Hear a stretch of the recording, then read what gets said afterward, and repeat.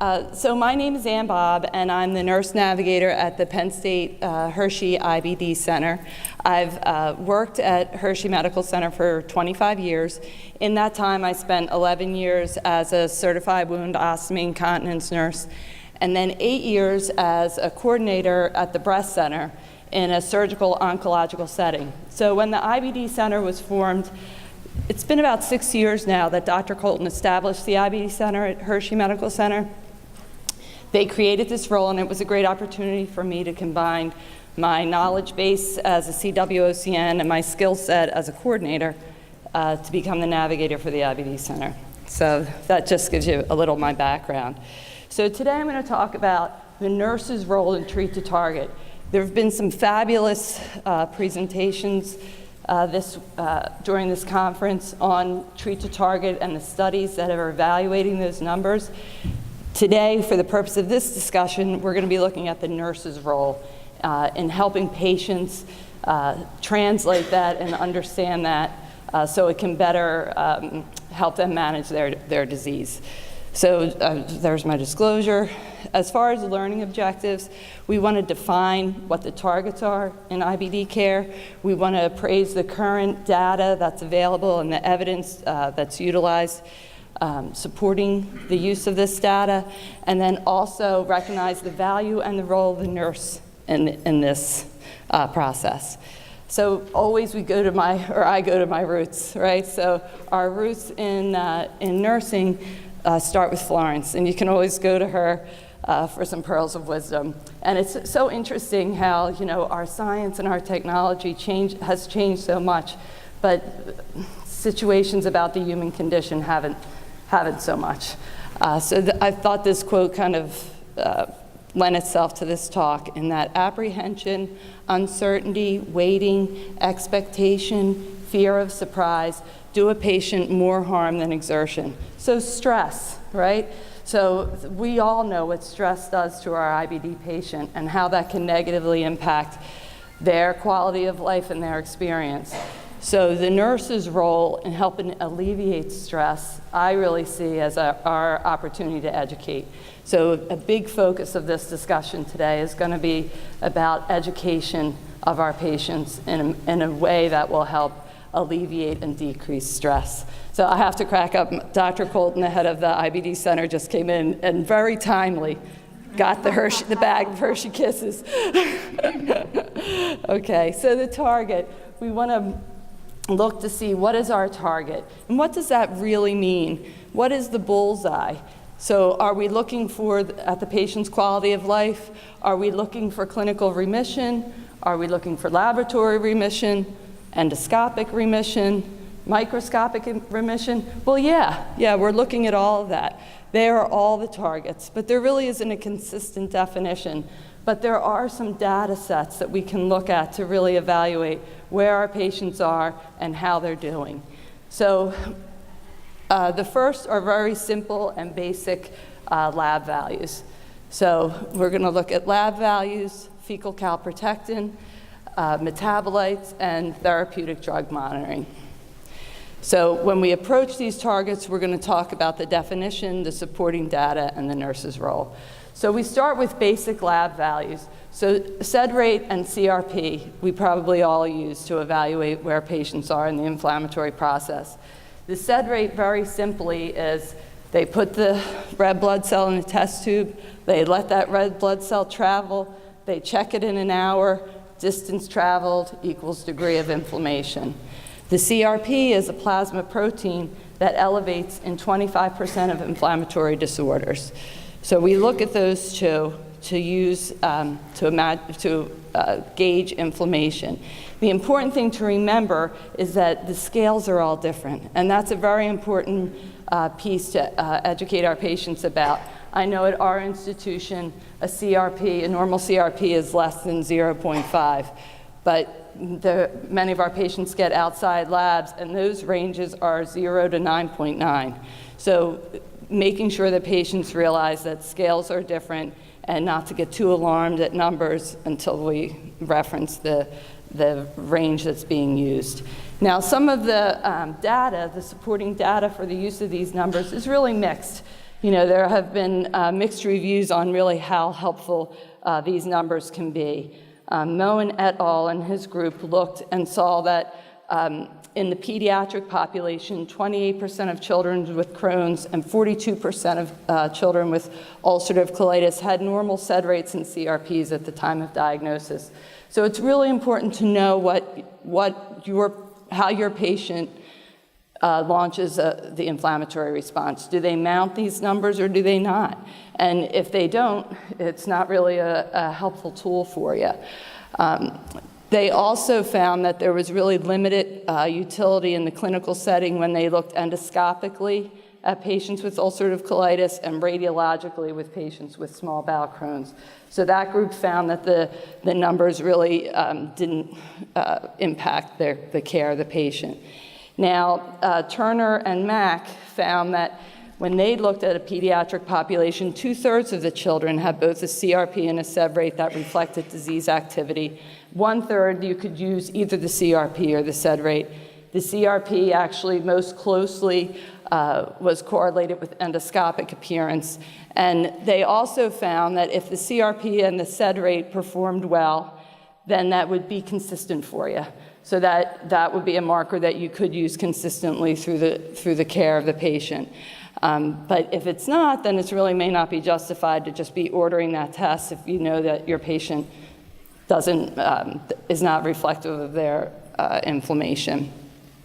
So when we talk about the role of the nurse looking at the CRP and the SED rate, looking at this particular target, it's very important for the patients to understand this is a nonspecific value, that this is not specific to the GI tract. And I had the perfect example of this just the other week. One of Dr. Tinsley's patients had called in, and he was looking at his portal at an outside lab. So, of course, I didn't have the paperwork in front of me because the lab test was done at an outside facility. But his CRP was 24.2, and he was really alarmed. He had absolutely no GI symptoms, but he was very concerned. So reviewed it with Dr. Tinsley. He said, not to get too worked up about it, and let's recheck it in 2 weeks since the patient was doing very well. We rechecked it in 2 weeks. The range for that lab was 0 to 9.9. The patient's value came in at 5.4. And when I talked to him about it, he did say that looking back, he had lots of inflammation in his gums at the time. And he didn't think that would really affect his lab results. But it is, again, a nonspecific lab. So we really need to correlate what's going on clinically with the patient with the lab values. We always need to be looking at our patients and what's going on with them. So also remember that not all patients are going to have abnormal levels, and that's a good thing to note and document in the chart. We're only as good as our last note. We don't have to necessarily be detectives every time we approach our patients trying to find data throughout our electronic system. So it's helpful to document things like that.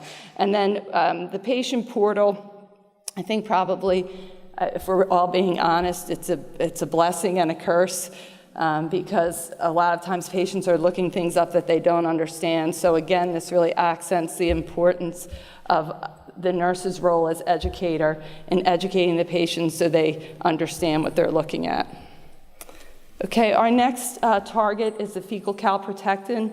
This is a neutrophil-derived protein that elevates when there's inflammation in the GI tract. It is definitely more specific to the colon. So patients with small bowel disease, this may not be a useful target for you to be evaluating. It can be used as a screening tool or a marker to track treatment response. So that can be very helpful because you can use that absolute number and track trends over time. A normal value is less than 50. So Moen and Patel in 2017 did evaluation of 60 patients. They looked at 30 patients with disease and 30 without. They found that the fecal calprotectin was a reliable tool, that it did increase with disease activity. It did correlate more strongly to endoscopic disease activity compared to conventional inflammatory markers. Another group, Samar in 2015, did a retrospective analysis evaluating the fecal calprotectin to the CRP and the SED rate, and found that it did correlate with the CRP, but not consistently with the SED rate. In patients who had values greater than 200, they found that those patients more often had the lab, the CRP, and the SED rate bump. And then they also felt that it correlated to clinical and endoscopic activity, but obviously not extent. So it's going to tell you, is there inflammation in the GI tract, but it's not going to tell you how much. So extent of disease is not going to be identified with a fecal calprotectin. They also found that levels greater than 800 really did differentiate for those patients who are experiencing flares of disease. So again, the nurse's role when we look at the fecal calprotectin is education, education, education. So for our patients, unfortunately, this means another stool collection. I'm sure our patients absolutely despise having to do all the stool studies that we send them to. But the important things to remember to really get a reliable number on this test is that it needs to be the first stool of the day. And if the patient has had a recent colonoscopy with bowel prep, you need to have at least 3 days before you do a fecal calprotectin. The specimen can be stored up to 3 days, but it's actually better to get it in sooner instead of later. Now, the biggest challenge that we have with the fecal calprotectin in our adult setting is coverage. We struggle getting the fecal calprotectin covered for our patients. So you really want to make sure that it will be covered prior to having it done. And whoever is calling, whether it's a staff member or the patient themselves, they need to be armed with the CPT code and the patient's diagnosis code. So I have the CPT code there for you. And then as far as the diagnosis code, if we can be as specific as we can be with the location of the disease and not use, I think it's the K50.90 and the K51.90 is disease without complication, you're going to have a harder time. If you can get a more specific diagnosis code, you have better success. So our next target, Ashley already touched on this, is the thiopurine metabolites. Whenever I have a patient on azathioprine and mercaptopurine, really the first thing that comes into my head is labs, that the patient is going to have a lot of lab values done. Up front, we do the TPMT to evaluate how our patient is going to metabolize this medication and make sure that it is a safe medication for them to go on and that it would be metabolized appropriately. And Ashley went through the percentages of where patients fall. And again, with the mercaptopurine, those patients are usually dosed at 1.5 milligrams per kilogram, and then azathioprine is 2 to 2.5 milligrams per kilogram. Additional labs that get done is, obviously we monitor for leukopenia, our liver enzyme functions, and then for patients who get into trouble with abdominal pain, we want to evaluate for pancreatitis. But at the end of the day, we want to talk about how this drug is metabolized and what we're looking for. So the two things we're looking for are the 6-TG, which is the active ingredient, and then the 6-MMP, which will alert us to the danger of hepatotoxicity. So azathioprine becomes mercaptopurine. There's a further breakdown and metabolization of the drug, and we get to our active ingredient of 6-TG. So when we look at the numbers that we're looking for, 235 to 400, as Ashley already talked about, is where we're looking, and then we get concerned when we see a 6-MMP of greater than 5,700. So Goldberg and his group in 2016 looked at using the utilization of this study and how did it really impact care. And they found that 86% of patients, actually it led to a change in therapy, and 68% of those patients were found to be subtherapeutic. So it is a target that does lead to changes in therapy. When we look at the nurse's role, again, with education, we want patients to understand the values and what we're looking for, and that this value really does help us evaluate compliance. Are our patients taking their medications the way that they're prescribed? And it's hard to believe if somebody comes in with a 6-TG in double digits that they're really taking their azathioprine or their mercaptopurine. So we're able to look at drug compliance and stress the importance of that to a patient, because obviously we don't want to be making changes when the number is based on a patient that's not taking their meds accordingly.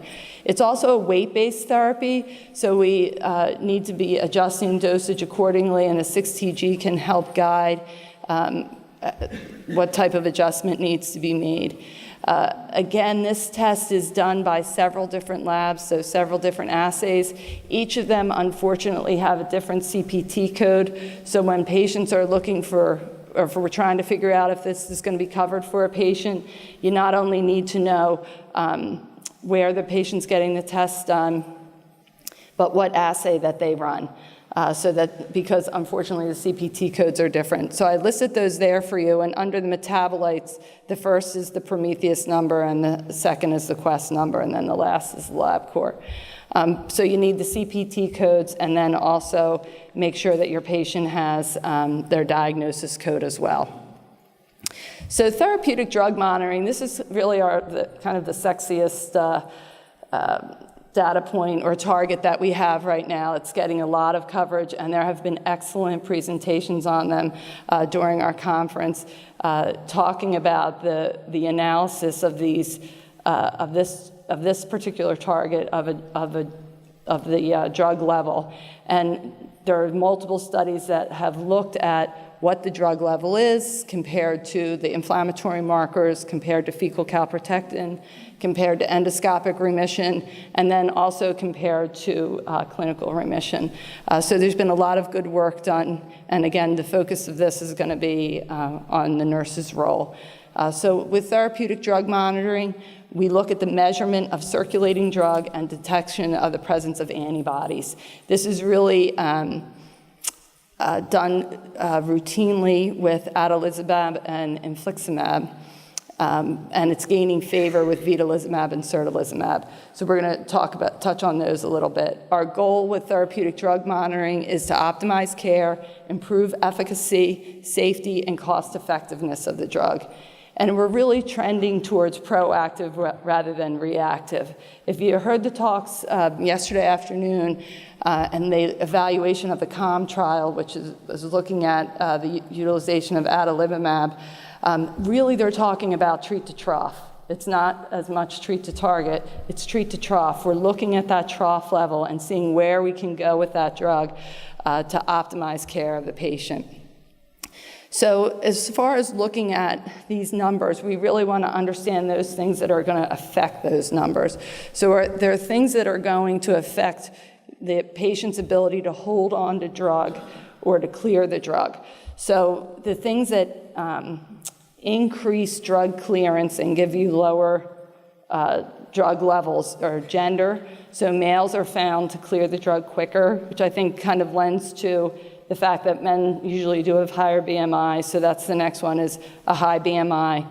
Low albumin, your malnourished patient is not going to hold on to drug like your patient who is in a good nutritional state. High CRP or disease activity. So when your patient has very diseased bowel, they are losing that drug through their bowel. If that is not a complete reflection of money down the drain, I don't know what is. So your patient is not holding on to drug. Their bowel is so diseased that they're losing it. And then patients who have a high baseline TNF. So these drugs some of them are made to target TNF because we believe our patients may have higher levels of TNF. So it just makes sense that the job is bigger for the drug to do because the patient has more TNF to target. And obviously the presence of antibodies is going to affect a patient's ability to hold on to drug. One of the factors that can help us bump those numbers is dual therapy or concomitant use of an immunomodulator. So with infliximab, they have the SONIC trial and the TAXIT trial that looked at these numbers and how the drug level correlated with clinical remission. So it's generally accepted that a drug level of greater than 5 and antibodies less than 10. And again, you have to be familiar with your scale. The assay that we do at Hershey Medical Center, the antibodies are less than 22. So in adalimumab, we heard yesterday about the CALM trial.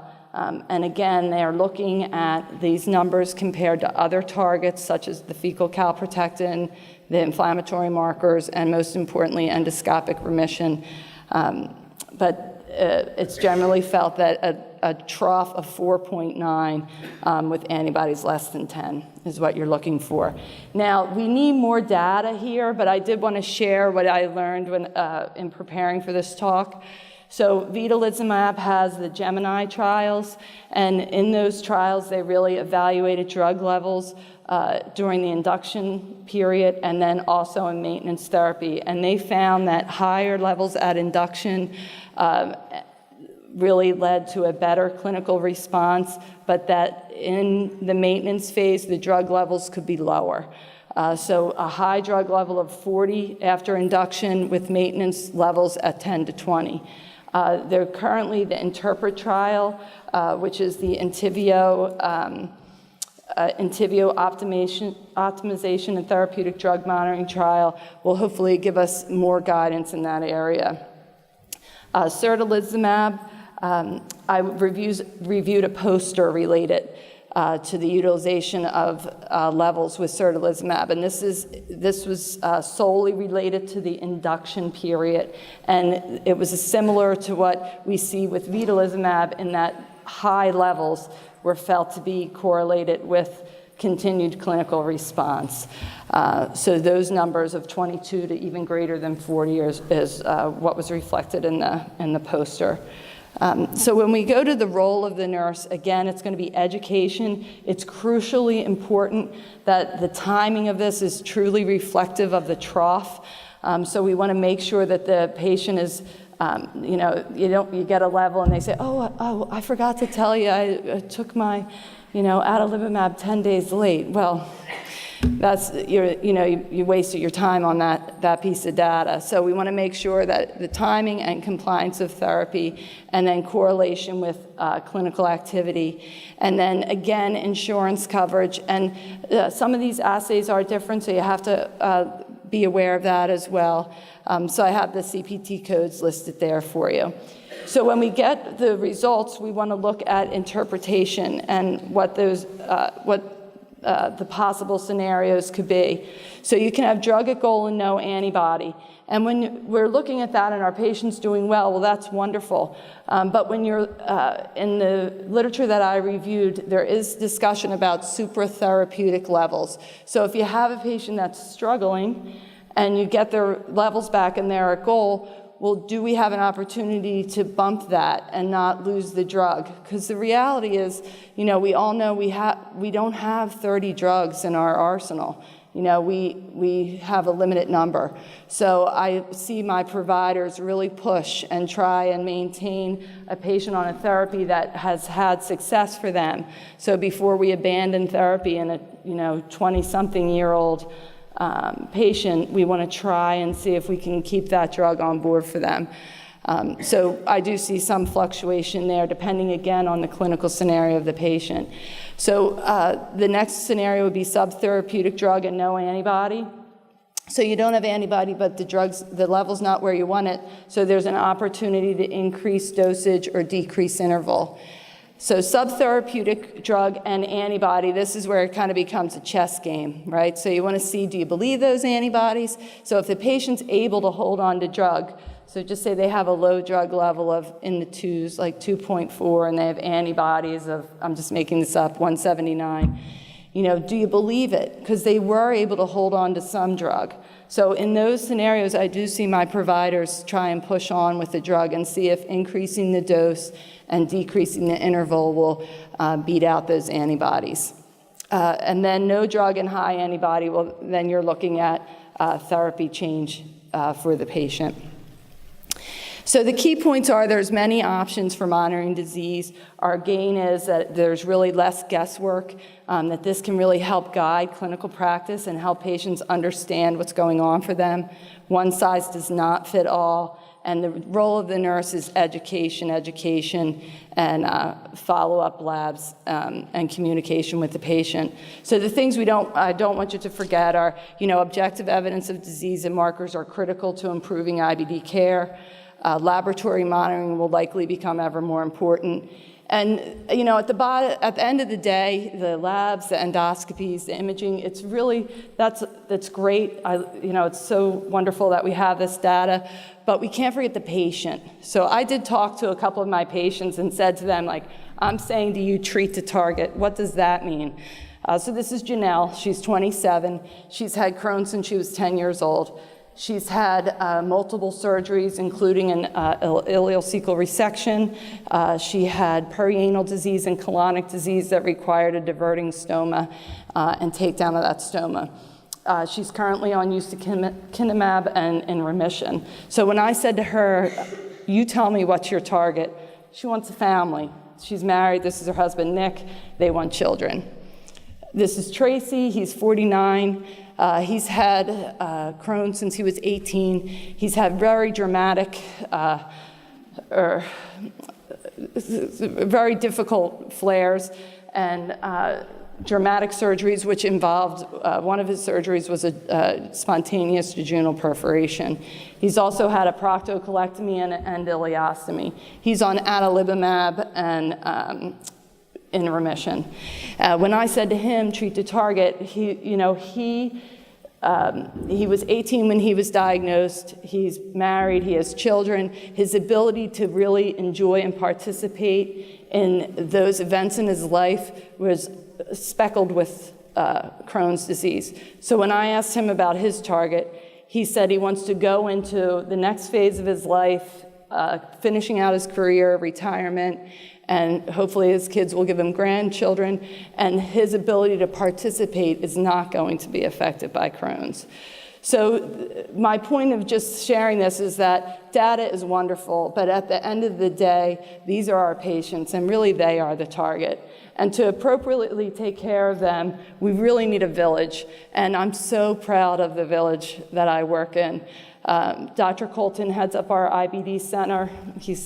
He's there. He's done a wonderful job and assembled a phenomenal team. Our medical providers, I have Dr. Coates and Dr. Bernasco here. I'm so proud of her. She has a doctorate as a nurse practitioner, so I brag about my nurse all the time. But they're just phenomenal. We have psychiatry that comes into our center. We have dietitians that come into our center. We have a research team and a phenomenal support staff. So I'm very proud of my village.